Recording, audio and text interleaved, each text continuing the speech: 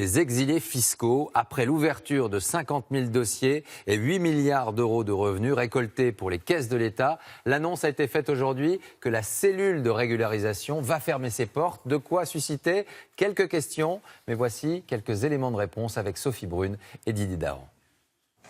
Régulariser avant qu'il ne soit trop tard. Dans ce cabinet d'avocats, cet après-midi encore, de nouveaux clients se font connaître.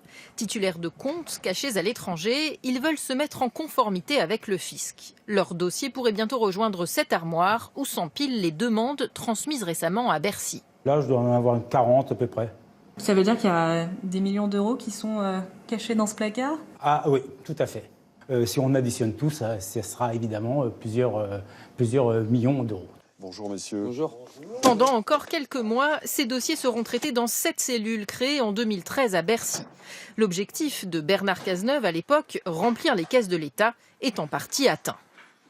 50 000 dossiers ont été reçus, permettant le rapatriement de plus de 32 milliards d'euros dissimulés à l'étranger. En 4 ans, l'État a engrangé presque 8 milliards de recettes.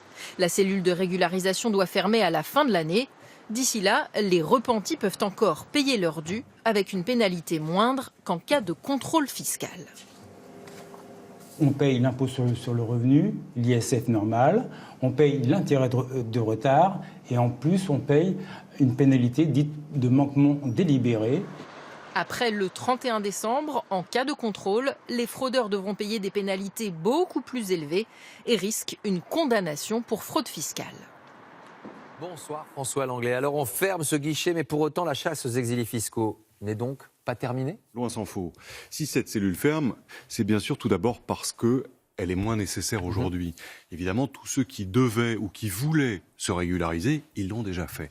De surcroît, pour l'avenir, elle sera là carrément inutile parce que d'ici à septembre 2018, c'est-à-dire dans un an, 102 pays vont déclarer automatiquement toutes les informations relatives aux détenteurs de comptes bancaires étrangers qu'ils ont chez eux. Ça sera donc beaucoup plus facile de repérer les fraudeurs. Et parmi ces pays, la Suisse, le Liechtenstein, les îles Vierges britanniques et la quasi-totalité des paradis fiscaux qui ont accepté de se soumettre à cette transparence fiscale à l'initiative de l'OCDE. Tout détenteur de comptes bancaires à l'étranger prend donc, à partir d'aujourd'hui, le risque d'être repéré et de payer des pénalités assez lourdes. Est-ce que pour autant, François, il n'existe plus de paradis fiscaux ? En réalité, il en existe encore un, et non des moindres. Ce sont les États-Unis qui ont refusé de se soumettre à la nouvelle règle du jeu international. Mais si les États-Unis refusent de transmettre automatiquement les données, ils le feront néanmoins pour les administrations fiscales étrangères qui le demandent. Autrement dit, c'est la fin programmée du fameux secret bancaire. Merci.